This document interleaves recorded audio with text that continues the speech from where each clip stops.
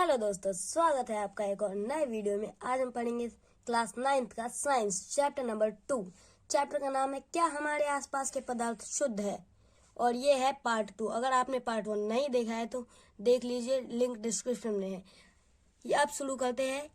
पहला पॉइंट, पृथक्करण कीप क्या होता है। ये पृथक्करण कीप क्या होता है? दो अघुलनशील द्रवों को पृथक करने के लिए पृथक्करण कीप का प्रयोग किया जाता है। मतलब जो दो अघुलनशील है ना, मतलब जो मिलते नहीं है, जैसे तेल और जल और तेल कभी भी मिलते नहीं है। इस प्रकार आपस में नहीं मिलने वाले द्रव अपने घनत्व के अनुसार विभिन्न परतों में पृथक हो जाते हैं जिन्हें इस विधि द्वारा अलग कर सकते हैं। आपको समझ में आ गया हो? मतलब दो अघुलनशील, जैसे कि पानी और तेल, ये अघुलनशील द्रव्य है। इनको हम पृथक करने के लिए पृथक्करण कीप का इस्तेमाल करेंगे। और अब इसके अनुप्रयोग जान लेते हैं। पहला है अनुप्रयोग, तेल तथा जल के अघुलनशील मिश्रण को अलग करने में। मतलब ये जो तेल और जल के जो अघुलनशील मिश्रण ना, इसको अलग करने के लिए हम पृथक्करण कीप का इस्तेमाल करेंगे। इसका सेकंड पार्ट देख लेते हैं। धातु शोधन के दौरान लोहे को पृथक करने के लिए जो धातु होती है, जैसे लोहा हुआ, इन सबको जब हम निकालते हैं ना, तो वो लोहा साफ नहीं होता है। इसमें बहुत सारे मटेरियल होते हैं, इनको अलग करते हैं ना, तो इनको ही पृथक्करण कीप के द्वारा अलग करते हैं। अब पढ़ते क्रोमैटोग्राफी क्या होता है। इस विधि का प्रयोग उन विलय पदार्थों को पृथक करने में होता है जो एक ही प्रकार के विलायक में घुले होते हैं। मतलब इस विधि का प्रयोग विलय पदार्थ को पृथक करने के लिए किया जाता है, जो है ना एक ही प्रकार के विलायक होते हैं। वो अलग अलग विलायक नहीं, एक ही प्रकार के विलायक होते हैं और उसमें वो घुले होते हैं। अब इसके कुछ अनुप्रयोग जान लेते हैं। डाई में रंगों को पृथक करने के लिए, जो डाई होता है ना, डाई में बहुत सारे रंग होते हैं, उनको पृथक करने, जैसे लाल रंग, हरा रंग, इन सबको पृथक करने के लिए इन सबको पृथक करने के लिए हम क्रोमैटोग्राफी का प्रयोग करते हैं। सेकंड पार्ट देख लेते हैं। प्राकृतिक रंगों से पिगमेंट को पृथक करने, प्राकृतिक रंग होते हैं ना, उसमें जो पिगमेंट होता है ना, पिगमेंट को हमें पृथक करने के लिए क्रोमैटोग्राफी विधि का प्रयोग करते हैं। और तीसरा देख लेते हैं, रक्त से नशीले पदार्थों को पृथक करने के लिए। हमारे रक्त में है ना बहुत सारे पदार्थ, हमारे रक्त में जो नशीले पदार्थ होते हैं ना, उनको अलग करने के लिए। अब पढ़ते हैं ये आसमन विधि। ये आसमन विधि क्या होता है? इस विधि का प्रयोग उन मिश्रण को पृथक करने में किया जाता है जो विघटित हुए बिना उबले हैं तथा जिनके घटकों के क्वथनांकों के मध्य अधिक अंतराल होता है। कहने का मतलब, इस विधि का प्रयोग उस मिश्रण को पृथक करने के लिए किया जाता है जो विघटित भी हुए। मतलब जो एक मिश्रण है ना, मिश्रण में बहुत सारे, मतलब एक मिश्रण में ना बहुत सारे उसके अभी इसमें उस मिश्रण में बहुत सारे पदार्थ मिले हुए हैं, लेकिन वो पदार्थ अभी वो अलग नहीं हुए, पृथक नहीं हुए। पृथक हुए बिना जिनके घटकों को क्वथनांकों के मध्य अधिक अंतराल होता है। वो जो क्वथनांक होते हैं, आपको मैं एक बार बता देता हूँ क्वथनांक क्या होता है। क्वथनांक वो होता है जो द्रव होता है ना, द्रव जिस अवस्था पर हो ना, द्रव अवस्था को छोड़कर गैस अवस्था में परिवर्तित हो जाता है ना, उसको हम क्वथनांक कहते हैं। मतलब सबके अपने अपने क्वथनांक होंगे। इस मध्य अधिक अंतराल होता है, इनके मध्य अधिक अंतराल होता है। अब पढ़ते हैं प्रभाजी आसमन। प्रभाजी आसमन क्या होता है? दो या दो से अधिक घुलनशील द्रवों जिनके क्वथनांक का अंतर 25 केल्विन से कम होता है के मिश्रण को पृथक करने के लिए प्रभाजी आसमन का प्रयोग करते हैं। मतलब दो या दो से अधिक जो घुलनशील, जो घुल जाते हैं आपस में, ऐसे द्रव जो घुल जाते हैं, जैसे चीनी और जल, जिनके क्वथनांक का अंतर, मतलब जिनके क्वथनांक, जिस पर वो गैस अवस्था, जिसको द्रव्य अवस्था को छोड़कर गैस अवस्था में परिवर्तित होंगे, 25 केल्विन से कम कम होते हैं, मतलब 25 केल्विन से वो कम होते हैं, के मिश्रण को पृथक करने के लिए हम प्रभाजी आसमन का प्रयोग करते हैं। ऐसे मिश्रण को हमें पृथक करने के लिए प्रभाजी आसमन का हम प्रयोग करेंगे। अब इसके कुछ उदाहरण देख लेते हैं। वायु से विभिन्न गैसों का पृथक्करण। वायु में तो बहुत सारी गैसें होती है, मतलब वो जो हमारे वातावरण होता है ना वायुमंडल, उसमें तो बहुत सारी गैस होते हैं। उन सब गैसों जैसे कि कार्बन डाइऑक्साइड, ऑक्सीजन, नाइट्रोजन, इन सबको अलग करने के लिए ना जो विधि का हम प्रयोग करते हैं वो है प्रभाजी आसमन। अब ये सेकंड उदाहरण पढ़ लेते हैं। पेट्रोलियम उत्पादों से उनके विभिन्न घटकों का पृथक्करण। पेट्रोलियम में है ना, आप सोचते कि पेट्रोल तो सीधा भाई जमीन से निकालो, गाड़ी में डालो और गाड़ी चल गई, ऐसा नहीं होता है। पहले जो पेट्रोल होता है ना, पेट्रोल में बहुत सारे और भी तेल होते हैं, जैसे तेल, मिट्टी तेल आदि होते हैं। उनको ना अलग करने के लिए, उनको जब हम अलग करेंगे ना तो उसको भी हम प्रभाजी आसमन द्वारा अलग करेंगे। अब हम पढ़ेंगे क्रिस्टलीकरण। ये क्रिस्टलीकरण विधि क्या होता है? ये क्रिस्टलीकरण विधि क्या होता है? इस विधि का प्रयोग ठोस पदार्थों को शुद्ध करने में किया जाता है। मतलब ये जो विधि होता है ना क्रिस्टलीकरण, वो ठोस पदार्थ होने जैसे चीनी, नमक, इनको हम अलग करने के लिए करते हैं। यहाँ तक समझ में आया? क्लियर है? अब इस विधि द्वारा क्रिस्टल के रूप में शुद्ध ठोस को विलयन से पृथक किया जाता है। मतलब इस विधि द्वारा जो ठोस है ना, वो जो शुद्ध ठोस है उसको है ना विलयन से पृथक करने के लिए किया जाता है। इसके कुछ अनुप्रयोग देख लेते हैं। पहला है समुद्र जल से शुद्ध नमक प्राप्त करना। समुद्री जल होता है ना, उसमें से जो समुद्री जल में से जब हम नमक को निकालेंगे, नमक को जब हम पृथक्करण करेंगे, उसको जब हम उसको शुद्ध अलग करेंगे तो हम क्रिस्टलीकरण विधि द्वारा इसको अलग करेंगे। अब दूसरा एग्जाम्पल देख लेते हैं। अशुद्ध नमूने से फिटकरी को पृथक करना। वो जो अशुद्ध नमूने होते हैं उसमें जो फिटकरी होती है ना, फिटकरी को पृथक करने के लिए भी हम क्रिस्टलीकरण विधि का प्रयोग करेंगे। अब पढ़ते हैं भौतिक और रासायनिक परिवर्तन। भौतिक एवं रासायनिक परिवर्तन क्या होता है? पहले हम पढ़ेंगे भौतिक परिवर्तन, उसके बाद पढ़ेंगे रासायनिक परिवर्तन। तो पहले हम भौतिक परिवर्तन पढ़ते हैं। भौतिक अवस्थाओं का अंत रूपांतरण एक भौतिक परिवर्तन है। मतलब भौतिक अवस्थाओं का अंत और रूपांतरण एक भौतिक परिवर्तन है। भौतिक परिवर्तन समझ में आ गया? अब अवस्थाओं का अंत एवं रूपांतरण एक भौतिक परिवर्तन है, क्योंकि ये परिवर्तन पदार्थों के संगठक में बिना परिवर्तित किए होते हैं। मतलब पदार्थों के जो संगठन होते हैं ना, उसमें हम कोई छेड़खानी नहीं करते हैं। बिना छेड़खानी किए हुए ना वो परिवर्तित होते हैं। और उनकी रासायनिक प्रकृति में भी कोई परिवर्तन नहीं होता है। मतलब उनकी जो रासायनिक प्रकृति है ना, उसमें भी कोई परिवर्तन नहीं होता है। उदाहरण के तौर पर बर्फ, जल, वाष्प। मतलब बर्फ भी है, और वो अगर हम उसका तापमान बढ़ाएंगे तो जल, और जब उसका तापमान बढ़ाएंगे तो वाष्प। मतलब ठोस, द्रव्य और गैस। आपको समझ में आ गया होगा? इन सबको अपने अपने तापमान पर जब हम ले जाएंगे तो ये ठोस होंगे, द्रव्य होंगे और गैस होंगे। अब पढ़ते हैं रासायनिक परिवर्तन। यह रासायनिक परिवर्तन क्या होता है? रासायनिक परिवर्तन पदार्थ के रासायनिक गुणधर्मों में परिवर्तन लाता है। मतलब जो रासायनिक परिवर्तन होना है ना, रासायनिक परिवर्तन जब हम करते हैं तो रासायनिक के गुणधर्म होते हैं ना, ये उसमें भी परिवर्तन ला देता है। जैसे तथा एक नया पदार्थ प्राप्त करता है। और ये जब हम रासायनिक परिवर्तन करते हैं ना, तो ये तो उसके गुणधर्म में परिवर्तन लाता ही लाता है, और साथ में एक नया पदार्थ की उत्पत्ति कर देता है। मतलब नया पदार्थ प्राप्त होता है इससे हमें। अब इसके कुछ एग्जाम्पल देख लेते हैं। रासायनिक परिवर्तन को रासायनिक प्रक्रिया भी कहा जाता है। मतलब रासायनिक परिवर्तन जो हम करते हैं ना, उसको हम रासायनिक प्रक्रिया भी बोलते हैं। रासायनिक परिवर्तन को हम रासायनिक प्रक्रिया भी बोलते हैं। और जलना एक रासायनिक परिवर्तन है। मतलब जलना एक रासायनिक परिवर्तन है। यदि कोई वस्तु जल जाती है, उसको हम पुराने अवस्था में लाना मुश्किल है। आपको एक एग्जाम्पल देता हूँ। यदि हम आटा लेंगे, आटे को गूंद कर जब हम उसकी लोई बनाएंगे तो हम उसको फिर से आटा बना सकते हैं। लेकिन जब हम उसको पकाने के बाद रोटी बनाने के बाद हम आटा बनाएंगे तो नहीं हो सकता। इसी तरह दूसरा एग्जाम्पल देखते हैं। मोमबत्ती के जलने की प्रक्रिया में भौतिक एवं रासायनिक दोनों परिवर्तन होते हैं। मतलब मोमबत्ती जब जलती है ना तो इसमें भौतिक और रासायनिक दोनों परिवर्तन होते हैं। अब जानते हैं ये भौतिक और रासायनिक परिवर्तन दोनों कैसे होते हैं।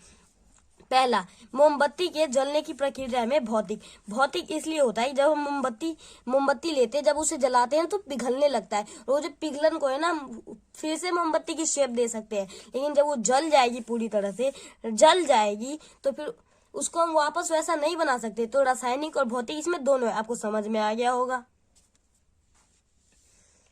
अब पढ़ते हैं पदार्थों को उनके रासायनिक संगठन के आधार पर तत्वों या यौगिक में वर्गीकृत किया है। मतलब पदार्थ है ना, पदार्थ को उनके रासायनिक संगठन है ना, उसके आधार पर उनको तत्वों या यौगिक में वर्गीकृत किया है। कहने का मतलब यदि वो 18 साल का है तो उसे 18 साल की उसमें रखा गया, और यदि कोई 10 साल का है तो उसे 10 साल की वो सीक्वेंस में रखा गया है। इसी तरह पदार्थों को अनेक रासायनिक संगठन के आधार पर तत्व या यौगिक में बांट सकते हैं। आपको एग्जाम्पल समझ में आ गया होगा। अब पहले तत्व जान लेते हैं। ये तत्व क्या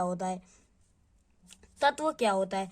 रॉबर्ट बॉयल ने 1661 में सर्वप्रथम तत्व शब्द का प्रयोग किया था। मतलब रॉबर्ट बॉयल ने ना 1661 में उन्होंने सर्वप्रथम तत्व शब्द का प्रयोग किया था। अब ये आइंस्टीन लॉरेंस लवाइजर ने सर्वप्रथम तत्व की परिभाषा दी। मतलब ये जो एक साइंटिस्ट है ना, इन्होंने तत्व की परिभाषा दी। रॉबर्ट बॉयल ने ना तत्व शब्द का प्रयोग किया, इन्होंने तत्व शब्द की परिभाषा दी। किसने दी? एंटोनी लॉरेंस लवाइजर। अब देखते हैं इन्होंने क्या परिभाषा दी। आइए उनको पढ़ते हैं। एंटोनी लॉरेंस लवाइजर ने कहा, तत्व पदार्थ का वह मूल रूप है जिसे रासायनिक प्रक्रिया द्वारा अन्य सरल पदार्थों में विभाजित नहीं किया जा सकता। मतलब तत्व पदार्थ का वह मूल रूप है जिसमें रासायनिक प्रक्रिया जब हम करेंगे ना तो उनके जो अन्य सरल पदार्थ है, उनके जो और पदार्थ है ना, उसको हम रासायनिक प्रक्रिया द्वारा अलग नहीं कर सकते, विभाजित नहीं कर सकते। जैसे एग्जाम्पल, और उन्होंने बताया तत्व कितने प्रकार के होते हैं। तो हम जानते हैं तत्व पे कैसे होते हैं। पहला होता है तत्व धातु, दूसरा होता है अधातु, और तीसरा होता है उपधातु। तो इन तीनों के बारे में एक एक करके जानते हैं। पहला हम पढ़ेंगे धातु। ये चमकीली होती है। मतलब धातु जितनी भी होंगे ना वो चमकीली होगी। ये चांदी जैसी सफेद या सोने जैसी पीली रंग की होती है। मतलब ये चांदी के कलर की सफेद होगी या सोने के कलर की पीली होगी।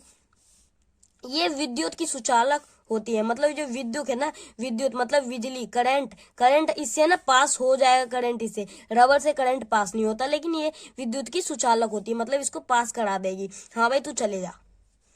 इसमें तन्यता, आघातवर्धता एवं ये प्रतिध्वनिपूर्ण होती है। मतलब इसको है ना सोने को है ना बहुत पतली कर सकते हैं, उसकी एक तार बना सकते हैं। आघातवर्धी मतलब उसको हम मार मार के उसकी शेप को है ना अलग कर सकते हैं। उसको मार के हम उसकी शेप को बदल सकते हैं।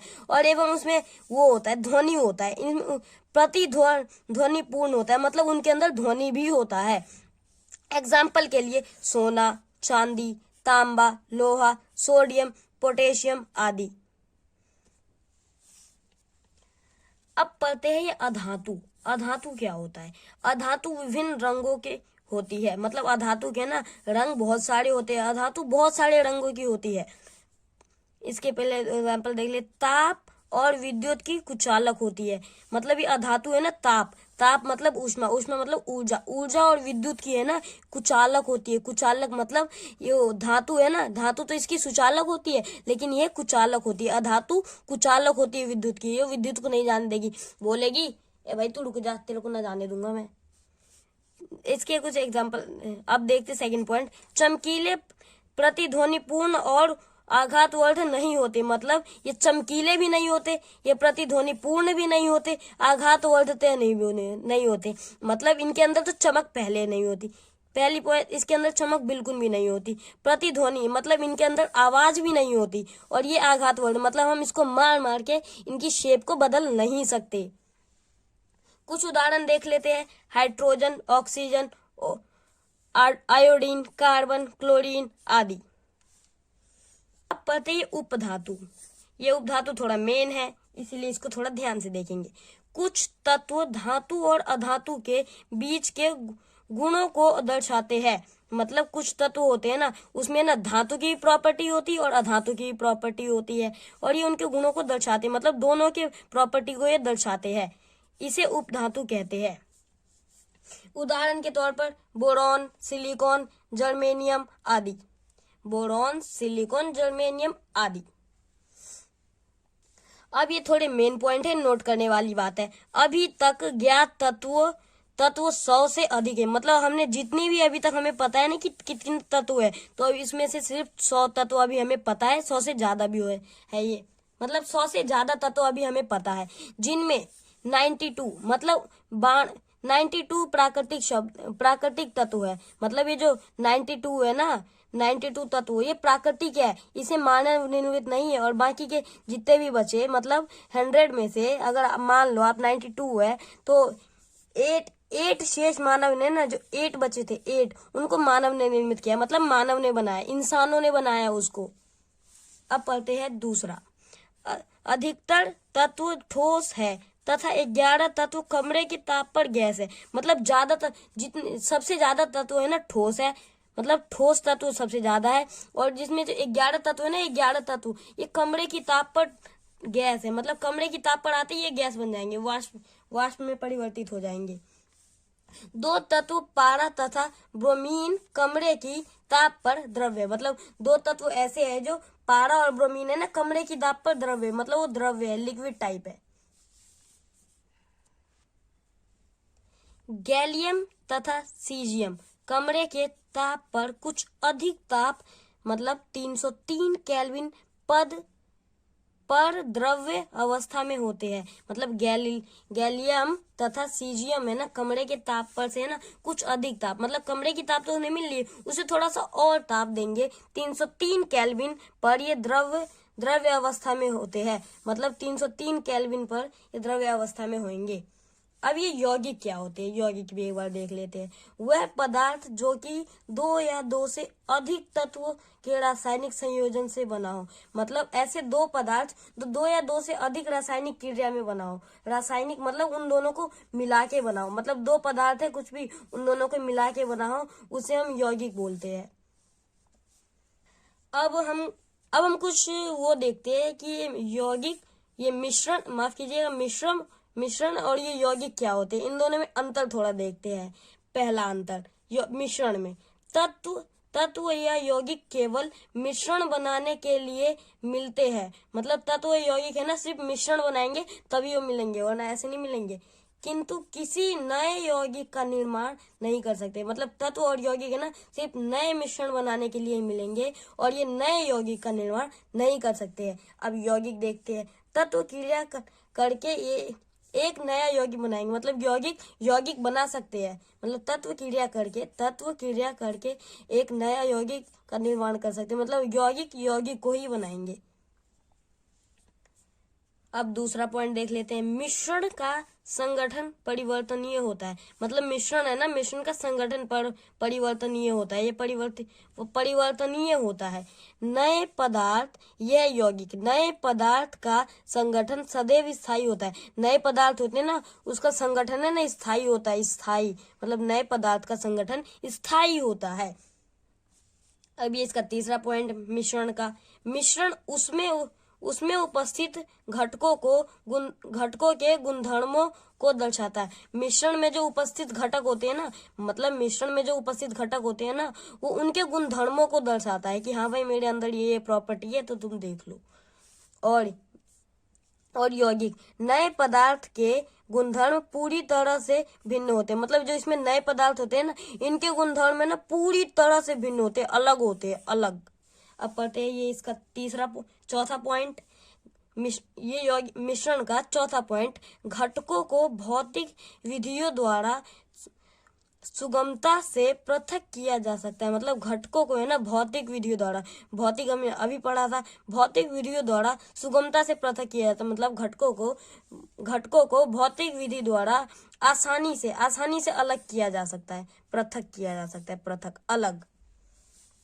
घटकों को केवल रासायनिक या वैदिक रासायनिक प्रक्रिया द्वारा ही पृथक किया जा सकता है। मतलब जो घटक होते हैं ना, घटक को केवल रासायनिक या फिर वैदिक रासायनिक प्रक्रिया द्वारा हम इसको पृथक कर सकते हैं। मतलब घटकों को है ना हमें अलग करने के लिए रासायनिक या वैदिक रासायनिक प्रक्रिया को अपनाना पड़ेगा, तभी ये अलग होंगे।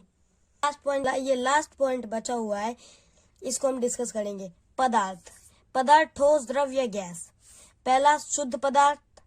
अब पदार्थ के ना दो कैटेगरी होती है, पहला शुद्ध पदार्थ, दूसरा होता है इनका मिश्रण। तो अब ये शुद्ध पदार्थ और ये मिश्रण होता है, इनके भी दो कैटेगरी होता है। पहले शुद्ध पदार्थ का होता है तत्व और मिश्रण का होता है समांगी मिश्रण और विषमांगी मिश्रण। तो पहले हम शुद्ध पदार्थ का तत्व जानेंगे। सरल पदार्थों में विभाजित नहीं किया जाता। मतलब ये जो तत्व होते हैं, तत्व को हम सरल पदार्थों में विभाजित नहीं कर सकते। अब ये मिश्रण का समांगी मिश्रण देखते हैं। संगठन समान होते हैं, मतलब जो इनके संगठन होते हैं ना, ये समान होते हैं। अब इन दोनों के एक एग्जाम्पल देख लेते हैं। पहले देखेंगे हम तत्व का एग्जाम्पल। तत्व का एग्जाम्पल क्या है? उदाहरण के लिए कॉपर, एल्युमिनियम, ऑक्सीजन, लोहा, हाइड्रोजन, नाइट्रोजन, पारा आदि। मतलब ये जो सरल पदार्थ है जिनको हम विभाजित नहीं कर सकते सरल पदार्थों में, तो उसके एग्जाम्पल है कॉपर, एल्युमिनियम, ऑक्सीजन, लोहा, हाइड्रोजन, नाइट्रोजन, पारा आदि। अब हम समांगी मिश्रण के उदाहरण देखते हैं जो समान संगठन है। उदाहरण के लिए जल में चीनी। जब आप जल में चीनी मिलाओगे तो मिल जाएगा, पूरी तरह से मिल जाएगा। जैसे जल में नमक, जब आप जल में नमक मिलाओगे ना तो वही पूरी तरह से मिल जाएगा। कार्बन डाइसल्फाइड में सल्फर, कार्बन डाइसल्फाइड में जब हम सल्फर मिलाएंगे ना तो वही पूरी तरह से मिल जाएगा। अल्कोहल में तरल पदार्थ, मतलब पानी आदि कुछ भी डालोगे तो वही मिक्स हो जाएगा। अब जानेंगे शुद्ध पदार्थ का दूसरा टॉपिक यौगिक और मिश्रण का दूसरा टॉपिक विषमांगी मिश्रण। तो पहले हम यौगिक के बारे में जान लेते हैं। नियत संगठन रासायनिक या वैदिक रासायनिक प्रक्रिया द्वारा घटक तत्वों में विभाजित किया जाता है। मतलब नियत संगठन, मतलब ये जो रासायनिक और वैदिक रासायनिक जो हमने पढ़ा था ना, वो रासायनिक और वैदिक रासायनिक की प्रक्रिया द्वारा ना ये जो तत्व है ना, तत्वों को हम विभाजित कर सकते हैं। इसको हम विभाजित कर सकते हैं। अब पढ़ते हैं विषमांगी मिश्रण। विषमांगी मिश्रण में वो जो इसके संगठन होते हैं ना असमान होते हैं। अब इन दोनों के एग्जाम्पल देखते हैं। पहले हम देखेंगे शुद्ध पदार्थ के यौगिक के एग्जाम्पल। उदाहरण के लिए पानी, मीथेन, चीनी, नमक आदि।